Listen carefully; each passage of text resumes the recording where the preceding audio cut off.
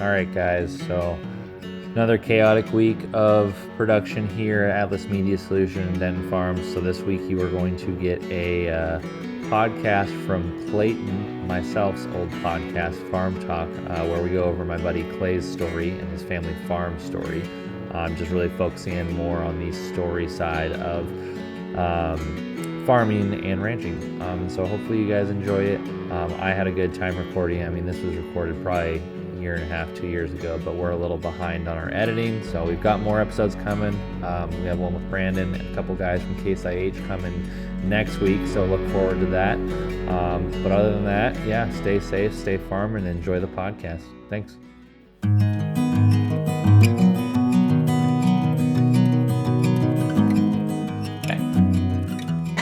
Welcome to Farm Talk, everyone. We are back with one of our favorite guests so far on the podcast. His name is Clay Geiter of Next Generation Ag Services. He is based out of Grundy Center, Iowa. And this is our first ag story podcast. We are focusing on the story portion of, Clay's farm. I don't even know what we call it. At Farm Talk and at Atlas Media Solutions and Timber Solutions care a lot about sharing agriculture stories because there are a lot of people in agriculture that have faces that are often forgotten, and stories are what compel people. Stories are what move people forward. That's why there is billions upon billions of dollars in the movie industry and the book industry. Anything that tells a story, there's money in, and that's not why we do this, but we want to be pushing agriculture into the mainstream light, and the way we want to do that is through storytelling. So, Clay, just give us a quick introduction about who you are. For those who are new here or didn't listen to the last podcast, who are you? Yeah, Clay Geiter, as aforementioned, Grundy Center, Iowa, right in central Iowa here.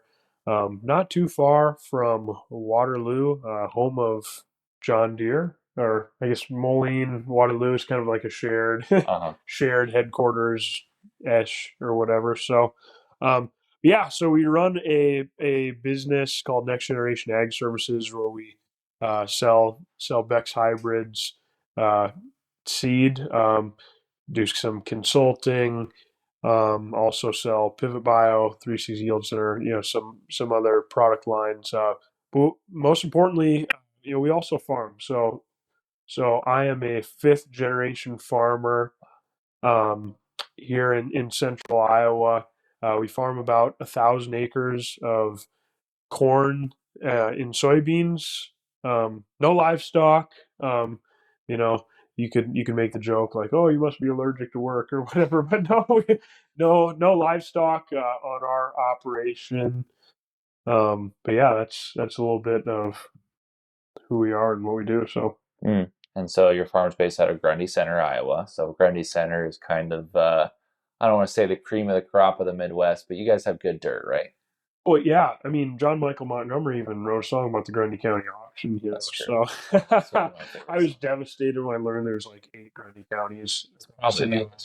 But we'll just assume he's talking about ours. So what originally brought your family to Grundy Center? So when did Geiter Farms begin? Yeah, so this is one of those kind of fun things. You can catch my grandpa, talking about. So, Geiters, the Geiter last name, we are German. We came over from Germany sometime in the 1800s, and it just kind of seemed like the caravan of wagons, coming across the Midwest. His grandpa tells a story. Some of them peeled off in Illinois. Um, uh, my family actually, this is kind of an interesting story. So they originally settled about 25 minutes north of here in between the towns of Wellsburg and Parkersburg, Iowa. And as the story has it, my great, great, great grandfather, let's just say was caught in a little bit of embarrassing drama that brought some shame to his family. So this would have been early 1900s, right in the turn of the century. So some Geiters moved, about 25 minutes away. I mean, you have to contextualize, there are no automobiles, or, automobiles just being invented. I don't believe that would there have been phones at that time? I doubt it. I mean, If maybe if maybe there telegrams. if there were, maybe, definitely not lines everywhere. So they moved, about, yeah, I'd say, 20, 25 minutes away, or, we talking minutes here in the Midwest. So probably, a good, 15 to 20 miles away. Some other parts of our family were so embarrassed by this, kind of shameful drama that they went all the way out to Seattle. And ironically enough, Grandpa told me that story. I got on Facebook and searched Geiter. I mean, Geiter, spelled Geiter, is not a very common last name. In fact, I've literally never met another Geiter. So I get on the Facebook and search Geiter, and my word, if there aren't still Geiters out in the Seattle, Portland area that I was able to connect with. But yeah, so like I said, after some, kind of some family issues, we settled on this farm in the year 1904. So our family farm, our farmstead where we live, where our machine storage and, grain bins, and, the original, or one of the farmhouses is still on that original century farm, and we've been here farming this land for over 100 years. So, yeah. Dang. Oh man. Do they give you like a do they give you a plaque for reaching 100 years as a farm operation? Yeah. So, That's like a thing, the Centennial yeah, Farm, right? that's definitely a thing. So the Iowa Farm Bureau does recognize century farms as, century farms, and also Heritage Farm is actually one that you can receive if your farm has been owned by the same family for 150 years or more. So I mean, 150 years ago, I mean, that's right up against when Iowa became a state. Mm-hmm. Um, and I think the story goes, as part of that program to kind of help develop the Midwest. They used to give away 160 acres to anybody who wanted to settle. Now it's like, if you gave away 160 acres, you would have a great sum of money in the values of highly desirable Iowa farmland. But Mm-hmm. yeah, Yeah. been here for over 100 years. So So 100 years of Geiger Farms, like what do you think, what do you think through the generations has like kept you guys here? Like, I mean, there's the Centennial Farms, as they're called, are far and few between these days, and there's only becoming fewer of them as the days go on. Like, what do you think has like been like what has kept, great great grandpa, great great grandpa, great grandpa, what has kept you all here? Like, is there something in your family that has kept you here? I think it's twofold. I think part of it, with farming as a generalized statement, there's definitely a legacy portion of that. Um, to where, I mean, you want to pass your family farm, your family land, down to the next generation. So there is a definite culture, kind of, I'm not gonna say stigma, but definitely part of the culture is, for the next generation to farm. I'd say one of the things that kind of uniquely shaped kind of our family history, um, was, like I said, all different circumstances, but in a little bit of a unique situation. I'm an only child. My dad is an only child, and his dad was an only child. So when it when it came time to settle the estate for, um, maybe as an elder member of the family passed away, there was kind of just one heir. So Mm-hmm. something that we kind of see a lot here in the Midwest is, uh, maybe a grandparent dies and splits that farm up into, equal shares, and then, suddenly, uh, one sibling, let's say, there's four siblings that own 160 acres. Suddenly, one of them wants to sell and kind of forces the hand of the remaining members of the party. So fortunately, like I said, all different circumstances in which I Mhm. cannot explain. We've somehow on God's green earth, I'm the third generation of only child and 12 boys. Uh-huh. So that's kind of one thing that kind of helped hold our operation together. So Man, that's crazy. That's super crazy. Um, what like describe growing up on your family farm? Like what did that look like? What did your childhood look like on the farm?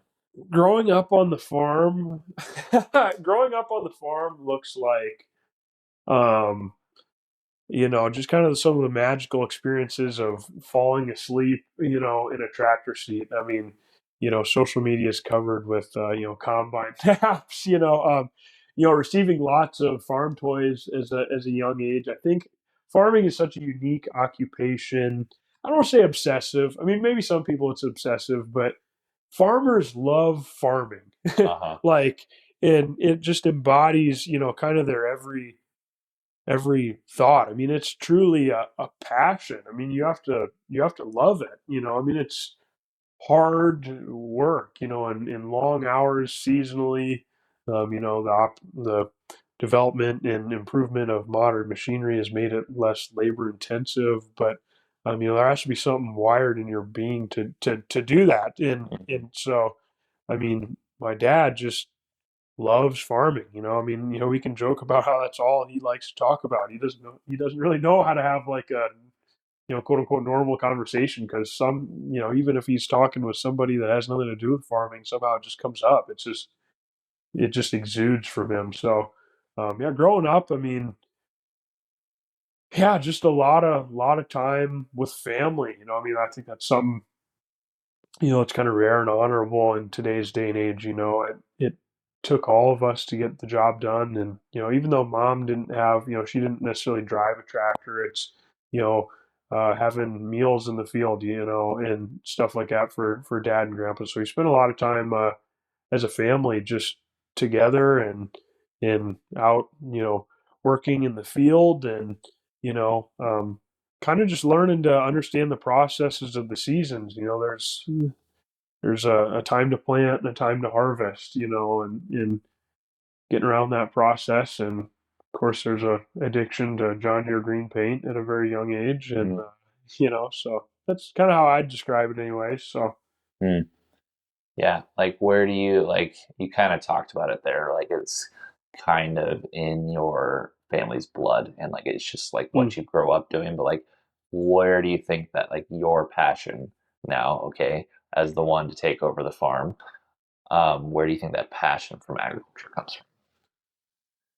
I think the passion, I would really say, I mean, ever since, I mean, every kindergartner, maybe wants to be a superhero, Uh-huh. or I remember wanting to be a fireman. Uh, I remember wanting to be a NASCAR driver. I remember wanting to be a top line left winger of the Calgary Flames hockey club. But soon, probably about the age of 8 or 9, when it started to get a little bit more collective. I don't want to sound like a curmudgeon, but realistic thoughts is like, yeah, I'm gonna farm. Hmm. You know, and I think what began that process was just that, um, culture of, legacy and tradition and passing it on. What really uh, started to cultivate that, what I would truly call passion, is just becoming passionate in agronomy.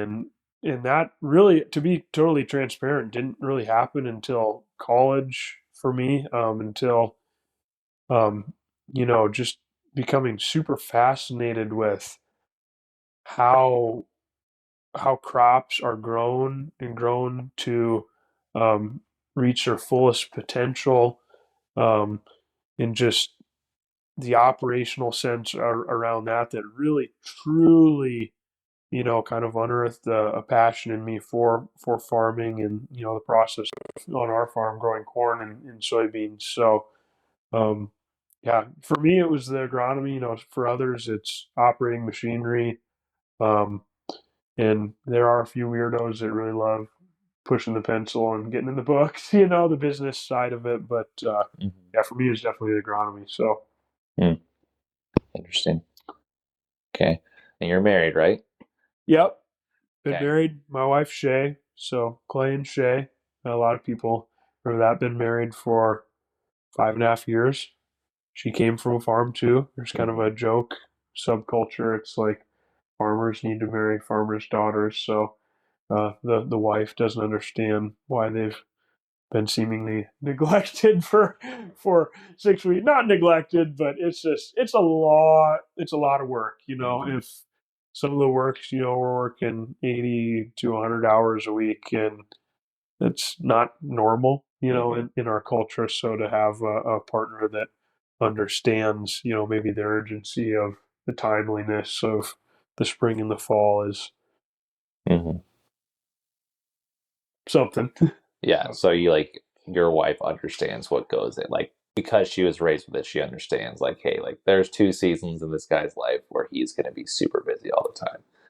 How do Yep. you, how did so you being raised on the farm and being prioritized, like your family being prioritized, like what does that look like now in your life? Now that like you've been married for 5 years, like you have a wife that grew up on a farm, like you're gonna have kids one day. Like what does prioritizing the family farm in the future look like in your life?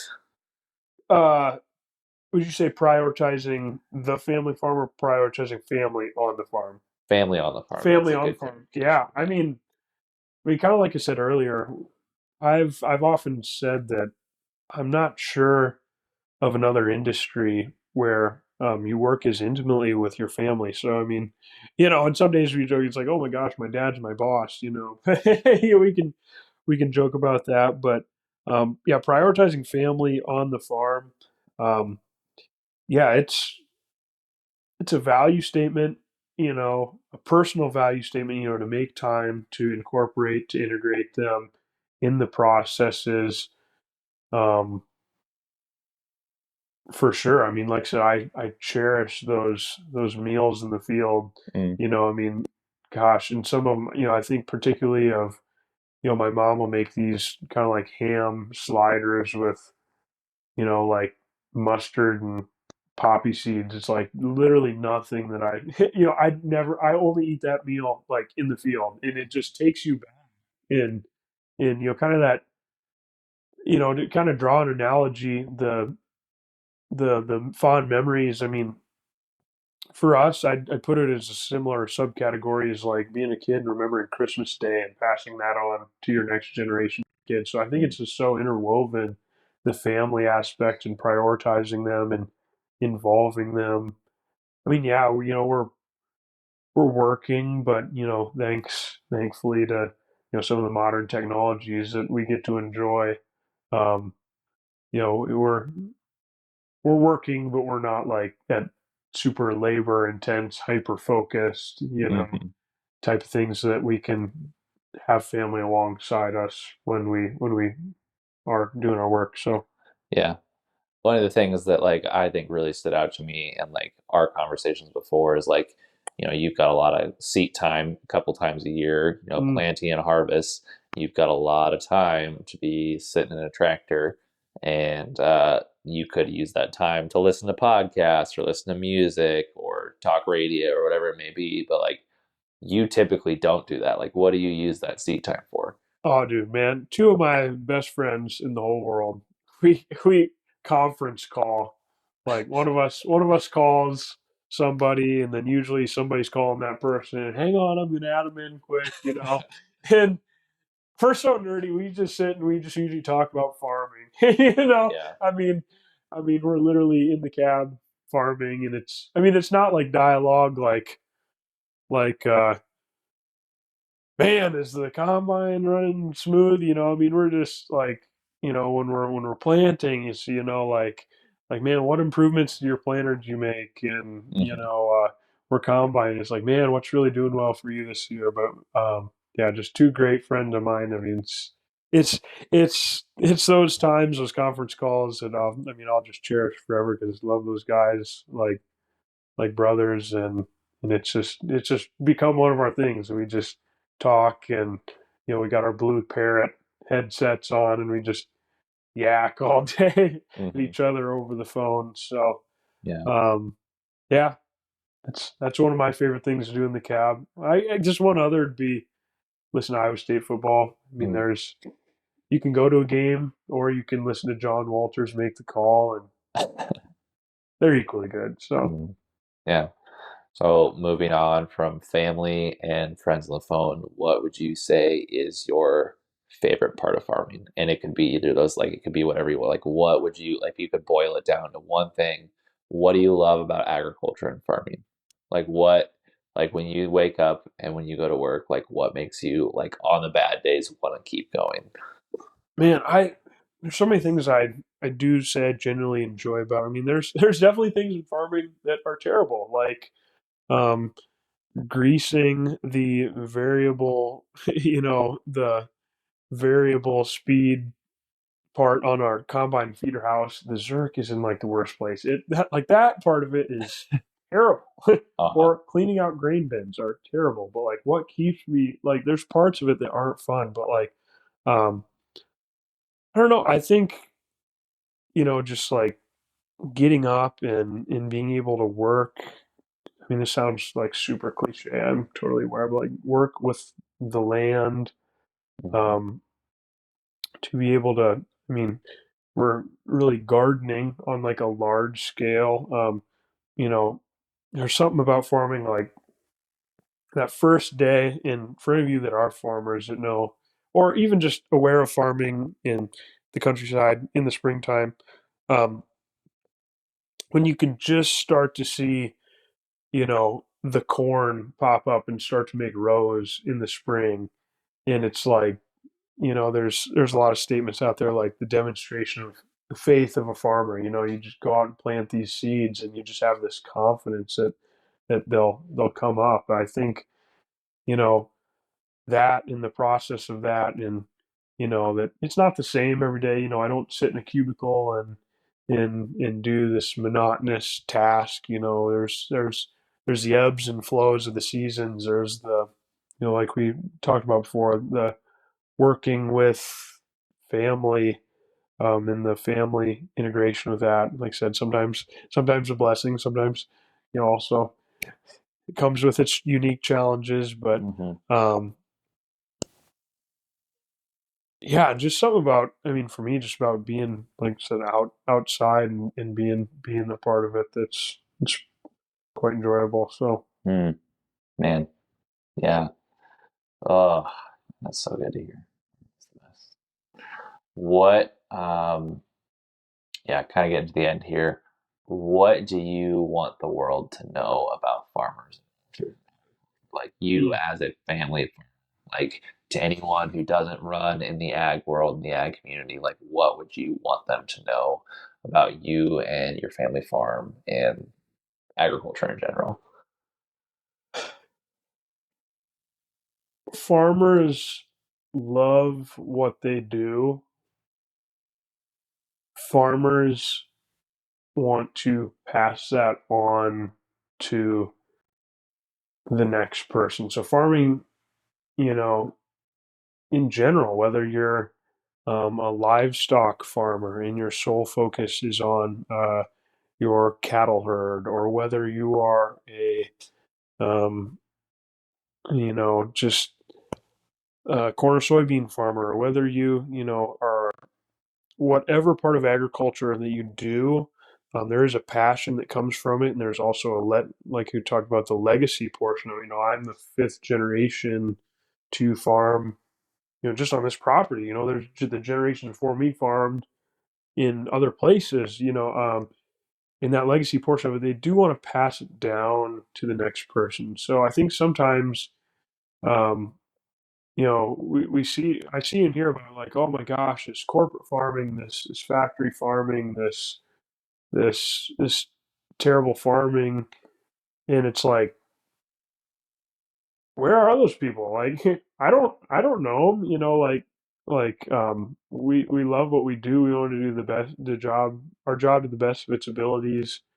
Um, and truly give a quality product to feed, fuel, and fiber, a growing population that has a demand for the products that we use. The science that's integrated into that. I mean, yeah, there's a lot of maybe confusing things, but if you take the time to understand how it works and know that it's safe,